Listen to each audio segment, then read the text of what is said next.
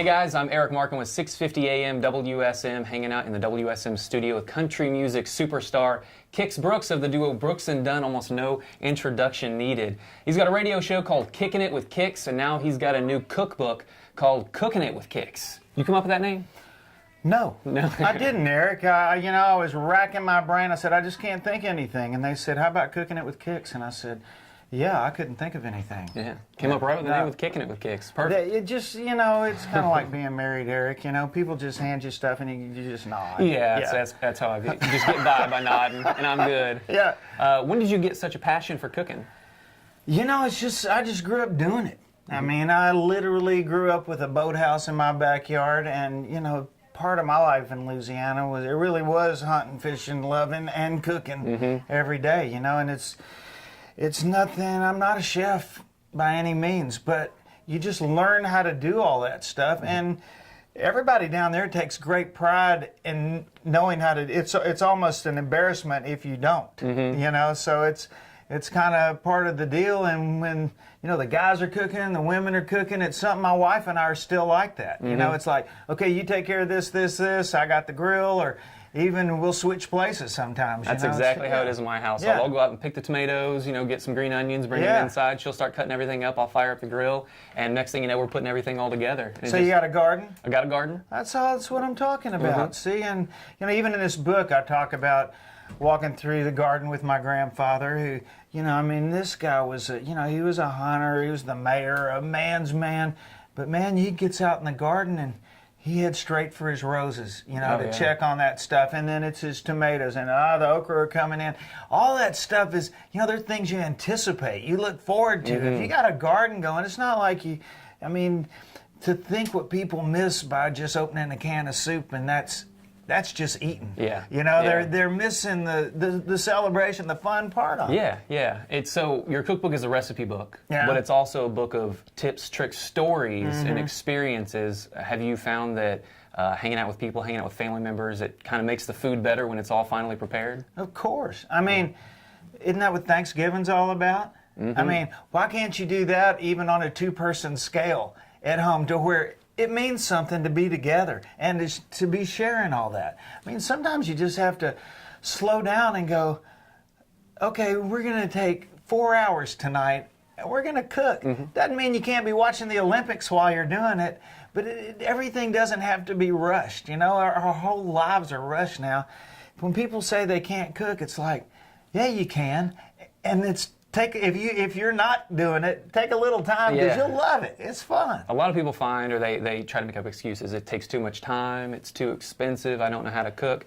Back in college, I used to remember. Sounds like golf. Good long game. No, good short game.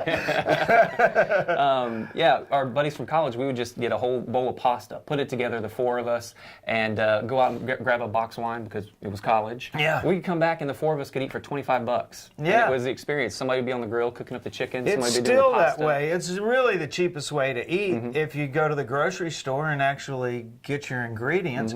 But it's funny you mention that, because I talk to people all the time about when we got Keys, it wasn't about drag racing. It was about, now we can actually go to South Louisiana and get fresh oysters and shrimp, and come home and throw corn and potatoes in there, and we can call chicks up. We can get dates now, because it's cool. We can throw a party, and we cooked all this stuff, I mean, it's pop culture, man. Speaking of racing, you have a reference in your book of just the stories of hanging out with your buddy Dale Earnhardt. Yeah.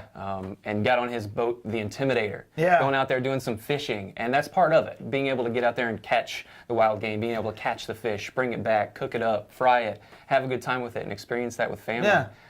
You find that all the experiences now with your kids Of are course. something that you're molding their mind the same way that your father and your grandfather molded yours. It's too late to mold my son's mind.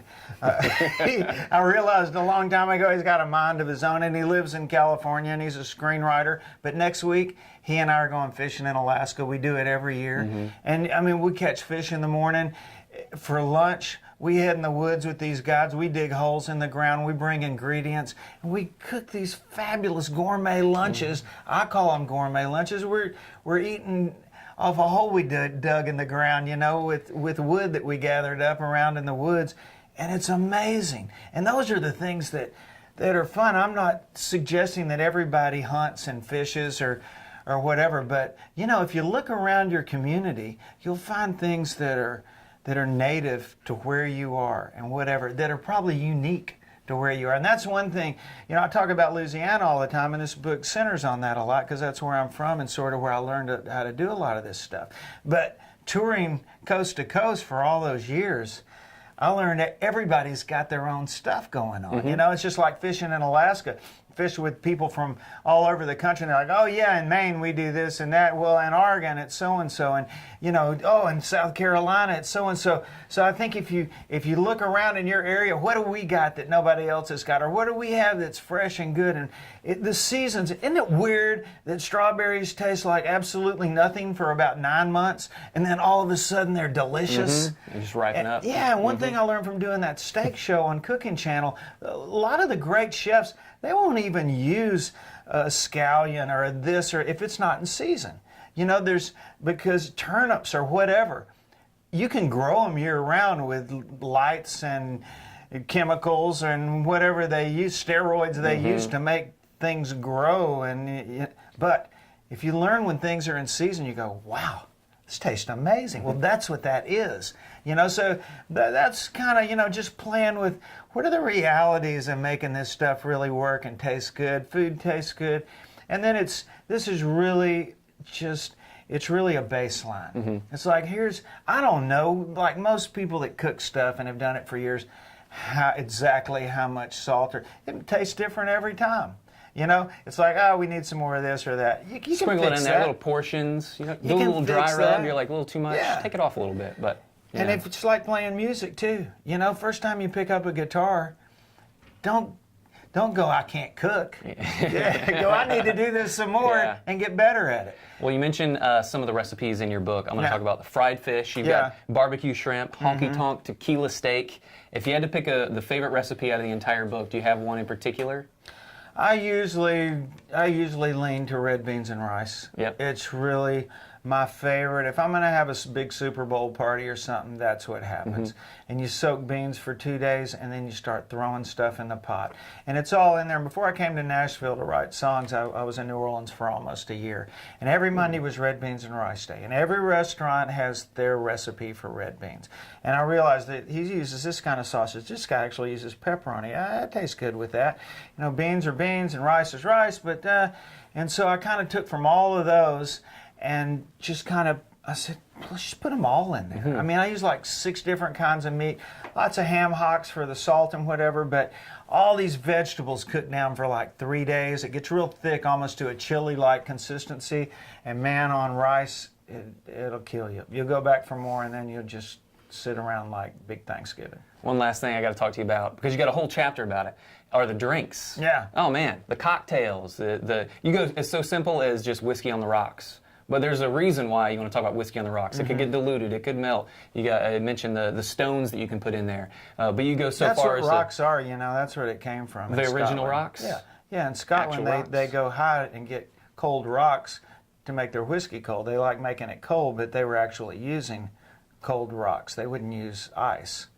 Ice was a much more complicated thing, and it watered down their whiskey. So that's what it was. So the real rocks rock they put in there. Yeah, the more you know. Mm-hmm. You talk about the bourbon slushies, the grapefruit basil sangarita. Yeah. Oh man, Moscow Mule, and that was your go-to, the Moscow Mule, right? Yeah, that's something our whole family enjoys.